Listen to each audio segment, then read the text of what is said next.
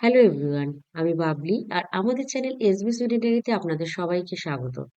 আশা করি আপনারা সবাই ভালো আছেন, আমরাও ভালো আছি। আজকে আর্লি মর্নিং এই ৩টে সাড়ে ৩টের সময় এসে আমরা বাড়িতে পৌঁছেছি। তারপরে এসেই কিন্তু আমি রাত্রেবেলা বাগানে এসেছিলাম, আমার হাতের তৈরি ছোট্ট বাগানটায়। সেখানে এসে একটুখানি রাত্রেবেলা দেখেছি, দেখে গিয়ে শুয়ে পড়েছি। সকালবেলা ওঠার পরে আবার বাগানে চলে এসেছি। আর চলুন আপনাদেরকে দেখাই আমার ব্যালকনির কি অবস্থা। 14 দিন ঘুরে আসার পরে গাছগুলোর কি অবস্থা হয়েছে। গাঁদা গাছগুলো গরমে নষ্ট হয়ে গেছে, এগুলো মনে হয় না আর কি খুব একটা ভালো কিছু হবে। দেখি কি করতে পারি। এখানে সব জল রেখে গিয়েছিলাম। এই হচ্ছে আমার কুমড়ো গাছ।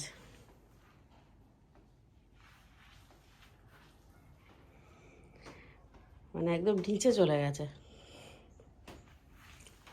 কুমড়ো গাছটা ঠিক করতে হবে।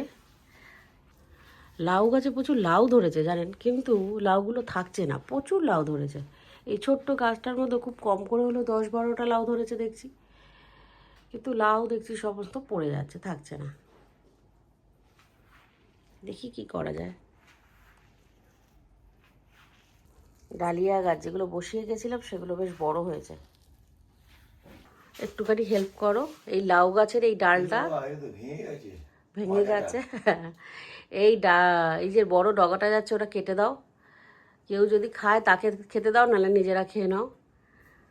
আর কুমড়ো গাছ তো আস্তে আস্তে মানে নিচে চলে এসছে, এই যে নিচে চলে এসছে। গাছ পরিষ্কার করতে হবে। আর একটা একটু গোবর সার এনে দাও আমাকে যদি পারো। পেঁপে গাছ, সরি পেঁপে না, শশা গাছে প্রচুর ফুল এসছে, কিন্তু শশা আসেনি কেন কি জানি। প্রচুর ফুল দেখো। আর এইদিকে লাউ গাছটাও ঠিক করতে হবে। দেখো একটা ডগা ভেঙে গিয়েছিল সেদিনকে তুমি যখন যাওয়ার সময়। এই ডগাটা ভেঙে গিয়েছিল, এই ডগাটা তুমি কাটলে তো যাওয়ার সময়। সেটা দিয়ে কতগুলো ডগা বেরিয়ে 14 দিনে দেখো তোমার গাছ কত বড় হয়ে গেছে। আমাদের সৌর জল দিয়ে বড় করেছে। হ্যাঁ সত্যি কথা, এই যে 14 দিন ছিলাম না, রোজ এসে গাছে জল দেওয়া একজনের বাড়িতে যেগুলো এসে। মরে গেছে সেগুলো কারণ জলের জন্য নয়, ওগুলো পুরোটা বন্ধ ছিল তো, গ্রিন হ্যাঁ হাউস হ্যাঁ, ওই গাছগুলো অতটা তাপ নিতে পারেনি। তাপেতে হুম। হয়ে গেছে। আর অফিস করে সব দিক সামলে এসে বা কারোর না, বাড়িতে ও তো গাছে। খুলে গেলে মুশকিল হয়ে যাবে না, তখন আবার পরের দিন কি করে বন্ধ করবো। সেটাই, গাছে জল দেওয়াটা খুব ডিফিকাল্ট। এই গাছটা খুব সুন্দর হয়েছে, ফুল গাছটা। হ্যাঁ এই গাছটা কিন্তু এবছর আমি প্রথম করেছি, কিন্তু এতটা ভালো হবে সত্যি ভাবিনি। বাইরে অনেক সূর্যমুখী ফুল হয়েছে। এই গাছটা না একটুখানি দড়ি দিয়ে বেঁধে দিতে হবে, দিয়ে তুমি এর দানা রাখতে হবে, দেখি দানা থাকে কিনা, নাহলে সামনের বছর কিনে আনবো। এই গাছটা আমি প্রথম করেছি, কিন্তু খুব ভালো ফুল দিয়েছে। এটাই আরেকটা টবে লাগিয়েছি ওইখানে, দেখো ওটা তো ফুল ফুটছে, ওই যে ব্যালকনিতে। হ্যাঁ, সূর্যমুখীগুলোকে বেঁধে দিতে হবে, মানে ব্যালকনির ওই সাইডে চলে যাচ্ছে। যাই হোক, অনেক কাজ আছে, খাওয়া দাওয়া করো, খাবার আসছে, খেয়ে দে গাছের পিছনে লেগে পড়ো। বাগান পরিষ্কার করার পরে এই লাউ শাকগুলো কাটলাম। অনেক শাক, কিছু শাক বন্ধুদের দিয়ে দেবো, আর এইগুলো আমরা একটু খাওয়া দাওয়া করবো। ভাবছি একটু ডাল বানাবো। হ্যাঁ ঠিক আছে বাবাই। একদম কচি কচি শাক, কি সুন্দর গন্ধ। লাউ হবে কিনা জানি না, তবে শাকটুকু খেতে পারলে শান্তি। লাউয়ের ডাল খাওয়াবো সবাইকে আজকে। সুমন সকালবেলা উঠে গিয়েছিল, একটা গোবর সার এনে দিল। আর কুমড়ো গাছটাকে ভালো করে কেটে ঠেটে দিলাম, যাতে আরও নতুন ডগা বেরোয়, ফুল হয়। সেই জন্য দেখলাম ডগাগুলো সব সরু সরু সরু হয়ে গেছে। আর এই ছোট জায়গা তো, সেখানে এত বড় গাছ হয়ে গেলে রাখতেও অসুবিধা হচ্ছিলো। এবার গোবর সার দিয়ে দেবো, গাছটাকে কেটে দিয়েছি।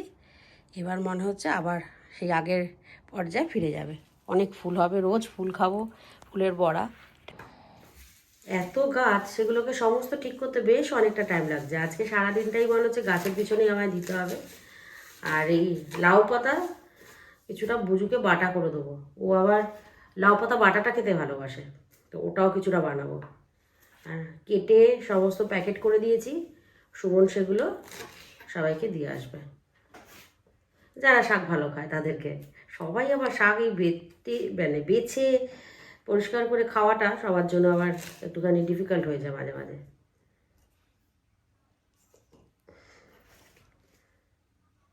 আর সুমন ভিডিও করছে, সুমন হচ্ছে সব থেকে বেশি খুশি হয়।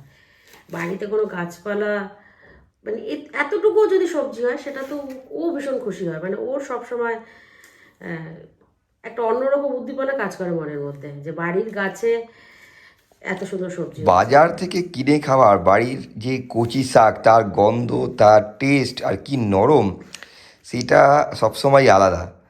আর আমি দেখেছি যে মানে আমরা তো বাজার থেকে কিনেই খেয়েছি ছোটোবেলাতে, দেশেও তাই খেয়েছি, কিন্তু এখানে এসেই এই বাগানের ভূত মাথায় চেপেছে। না, আমাদের বাড়িতে মা প্রত্যেক বছর করেছে, তোমাদের সেই বাড়িতে হয়তো হয়নি, তোমাদের হয়েছে ছোটোবেলায়, কিন্তু এত এইরকমভাবে খাওয়া তখন আর আমাদের মনেও নেই, খেতামও না। ছোটোবেলায় তো অনেক রকম শাক খাওয়া নিয়ে এটা ওটা খাবো না, এখন যেরকম এগুলোই খেতে ভালো লাগে। সেটাই, আগে এগুলোকে হয়তো অনেকে খেতই না, এখন সেগুলোকেই একদম মনে হচ্ছে মাছ মাংসর থেকেও অনেক দামি এগুলো। আর আমাদের বাড়িতে প্রত্যেক বছর প্রচুর প্রচুর গাছ হয়, আর সেই মা সেসব গাছ করতো, এবং আমরা কোনোদিন কিনে খাইনি। ওই পাশের বাড়িতে হয়েছে দিয়ে গেছে, মা হয়েছে পাশের বাড়িকে দিয়েছে, এইভাবেই আমরা খেয়ে বড় হয়েছি। ও কিনে শাক পাতা কিনে খুব একটা খাইনি।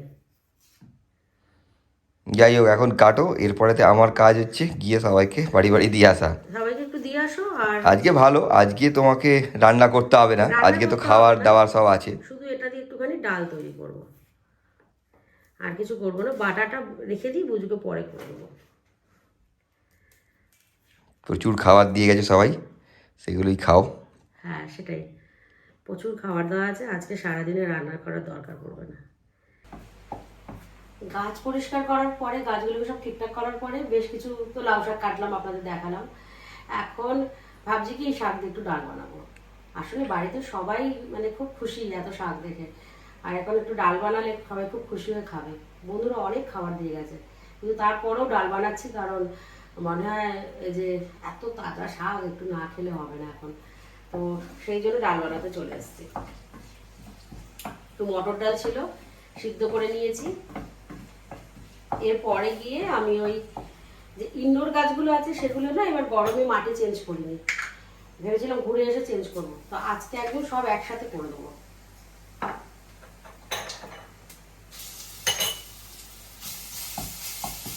কালো জিরা, একটু রসুন দিলাম, শুকনো লঙ্কা দিলাম, দিয়ে ডালটা বানাবো।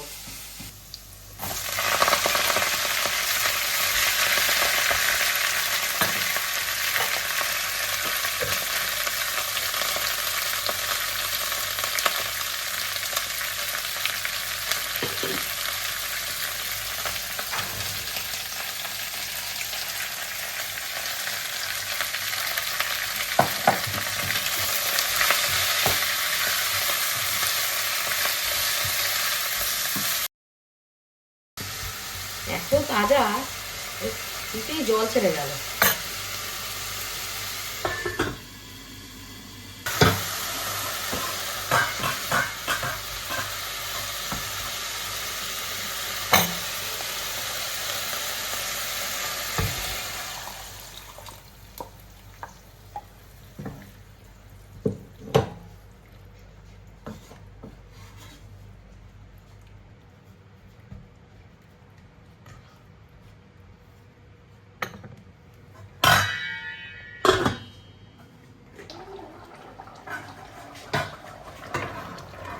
একদম ডাল হয়ে গেছে,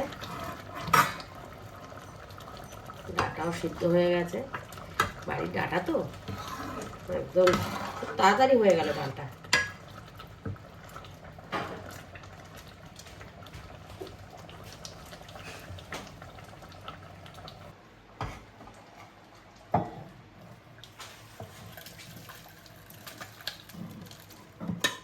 ডাল রান্না হয়ে গেল, এবার একটুখানি কিছু গাছের কাজ আরও বাকি আছে, সেগুলো করব, করে তারপরে এসে খেতে বসবো।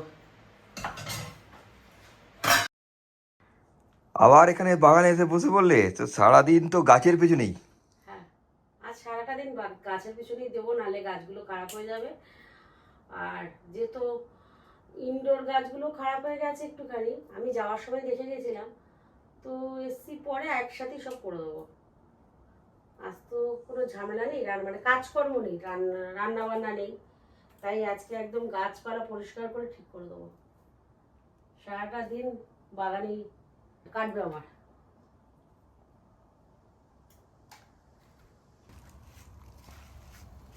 কোকোপিট দিয়ে গাছটাকে লাগাচ্ছি। আমার ইনডোর যত গাছ আছে সেগুলো আমি কোকোপিট দিয়ে লাগাই, আমার মনে হয় ওতে ভালো থাকে।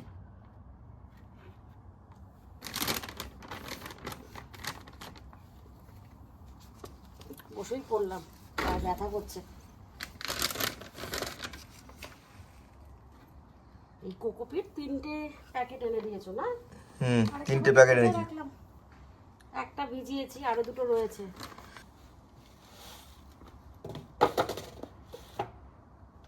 সুমন প্যাকেট এনে দিয়েছে কোকোপিটের, 3টে প্যাকেট এনে দিয়েছে, এক একটাতে 10 লিটার করে হবে। তো 3টে প্যাকেটের দাম নিয়েছে এখানে 100 কোনা, মানে 100, তাই তো? 100 কোনা, তার মানে ওই ইন্ডিয়ান টাকায় 900 টাকার মতো পড়েছে 3টে প্যাকেটের দাম।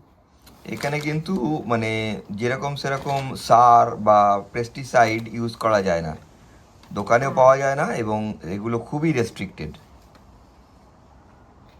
যারা চাষবাস করে তারাও কিন্তু এই ব্যাপারগুলো ফলো করতে হয়। হুম আর এখানে মানে যে সমস্ত জায়গায় গাছপালা কেনা যায় বা গাছের সমস্ত সার টার বিক্রি হয়, সেখানে গেলেও কিন্তু খুঁজে পাওয়া যাবে না। কারণ ওগুলো তো এখানে ব্যান, ওখানে কি খুঁজে পাবে কিভাবে?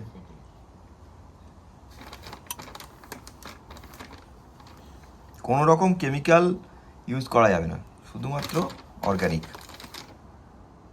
এরপর একটা মানি প্ল্যান্ট আছে, ওটাকেও ঠিক করবো।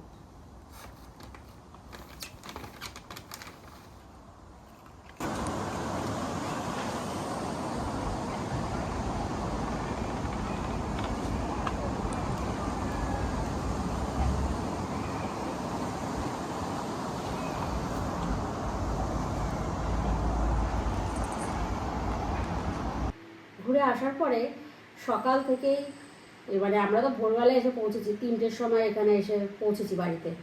তারপরে বেশ ভালো কিছুক্ষণ ঘুমিয়েছি, ঘুম থেকে উঠে ব্যালকনির পিছনে পড়েছি। সেটা পরে দেখলেন গাছগুলো সত্যি খুব সুন্দর হয়েছে। বন্ধু জল না দিলে এত ভালো থাকতো না গাছগুলো। তো যাই হোক, গাছগুলো খুব সুন্দর করে ওরা রেখেছিল, আর তারপরে খাবার দাবারও দিয়ে গেছে। তো এখন সমস্ত খাবার দাবার নিয়ে খেতে বসেছি। মাঝখানে একটু খাওয়া দাওয়া করেছি, তাই কিছু কিছু জিনিস এখানে দেখা যাচ্ছে না, কিন্তু খাওয়া দাওয়া করেছি। এখন 3জনে মিলে গুছিয়ে খাওয়া দাওয়া করবো। তাহলে আজকের ভিডিওটা এখানেই শেষ করলাম। সবাই ভালো থাকবেন, সুস্থ থাকবেন। নতুন ব্লগে আবার আপনাদের সাথে দেখা হবে।